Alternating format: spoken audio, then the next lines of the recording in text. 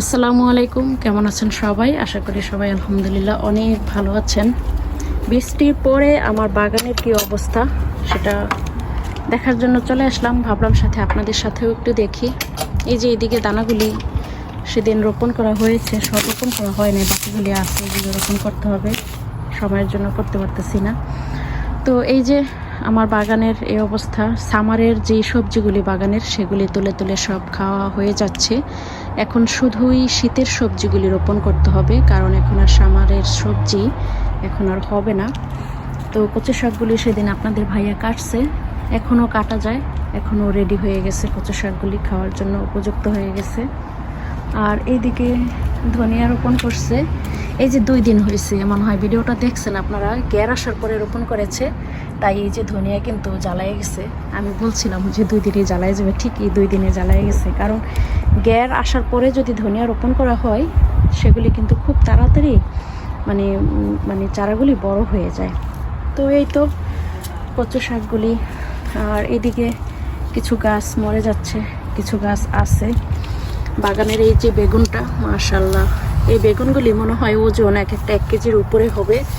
বিশাল বড় বড় এক একটা বেগুন হয়। এই একটা গাছ থেকে কতগুলি বেগুন যে পেরেছি সেটা বলে বোঝানো যাবে না। এখনও দেখেন আছে।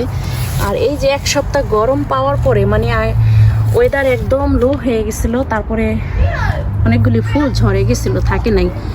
1 সপ্তাহ এই যে ভালোই গরম যাওয়ার পরে এখন নতুন আবার এই যে কড়া বের হচ্ছে, জানি না থাকবে কি না তারপরেও। আর এই যে এগুলিও বাতি হচ্ছে, নাগামরিচের গাছ এই যে। আর এপাশে আছে এই যে কাঁচামরিচের গাছ। এত মরিচ, মাশাআল্লাহ মাশাআল্লাহ, মানে কি আর বলবো। এই যে দেখেন, আপনারা খেয়াল করলে বুঝতে পারবেন, একদম মানে ঘিরায় ঘিরায় যেমন ফুল তেমন মরিচ ইচ্ছা মতো হয়েছে। এই যে এগুলি এখনো বাতি হয় নাই, নাগাগুলি আরেকটু বাতি হবে। এই যে আরেকটু বাতি হবে, পুরা সবুজ খাওয়ার উপযুক্ত হয় নাই আর কি। এই যে এটা মনে হয় ছিঁড়া যায় আর কি। তো কচু শাকগুলি আর কি পারা যায়, খাওয়ার উপযুক্ত আবার হয়ে গেছে। 1 সপ্তাহ হয় নাই কচু শাক পারছি, এখন আবার পারতে হবে। আর এইদিকে এই যে বৃষ্টির পরে গোলাপগুলি এই যে সব ঝরে যায়, নিচের দিকে চলে যায়। বাগানে ধনিয়া আছে, এই তো সামনের বাগানের আমার এই অবস্থা। আর এই যে এখানে আছে সিম, এই যে গাছগুলিতে সিমের কিছু বীজ রাখছি, আর কিছু পারতে হবে। এই যে নতুন এই যে মাথাগুলি বের হচ্ছে, কিন্তু এই মাথাগুলি তো এখন আর হবে না, কারণ শীত চলে আসছে। আর 1 মাস যদি একটু মানে গরমটা যদি থাকতো তাহলে এই সিমগুলি আর কি খাওয়া যেত। এই যে গাছ ভর্তি এত সুন্দর ডালাপালা বের হয়েছে, আর সাথে ছড়ায় ছড়ায় এই যে বের হয়েছে। সেচের শাক মনে হয় আর খাওয়া যাবে না, কারণ শীত চলে আসছে। তো এই যে বীজের জন্য শুকাচ্ছে, জানি না দেখি হয় কিনা, বৃষ্টিতে আবার ভিজে গেছে। এদিকে সূর্যমুখী ফুলটা, এই যে বৃষ্টি পাইলে সব কিছু অন্যরকম হয়ে যায়, ঝরে যায়। এই যে শিম বীজের জন্য রাখছি, এই অবস্থা, শুকাচ্ছে। এপাশে আছে এই গোলাপ গাছটা, কালকে অনেক সুন্দর ছিল ফুলগুলি কালকে এত সুন্দর ছিল, মানে সবগুলি ফুটছিল।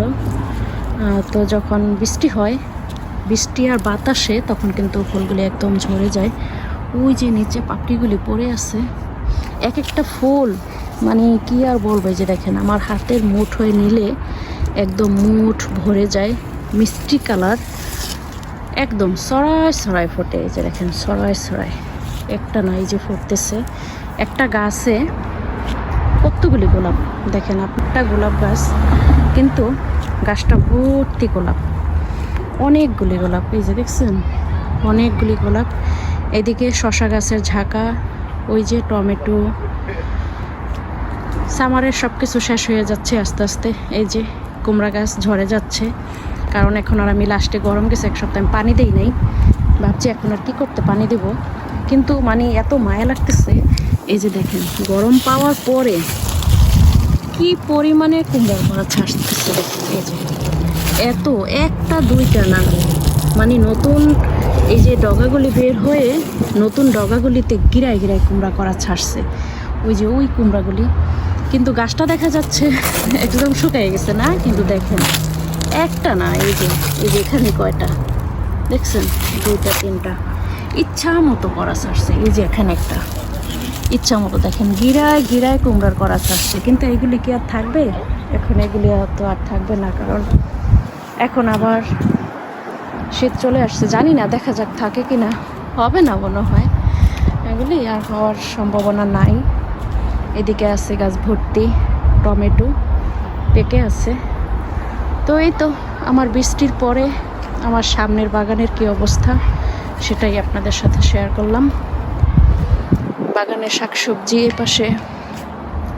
আজকের আবহাওয়াটা, রাত্রে বৃষ্টি গেছে, দিনে বৃষ্টি হয় নাই। এখন এই যে দেখেন আবহাওয়াটা ভালোই, খারাপ না, সূর্যটা মেঘে ঢেকে আছে। আর এইদিকে এই তো ভালোই লাগতেছে, সুন্দর। এদিকে এই যে এটা সাদা ডাঁটার বীজ রাখছি, জানি না বাতি পাকে কিনা, দেখা যাক।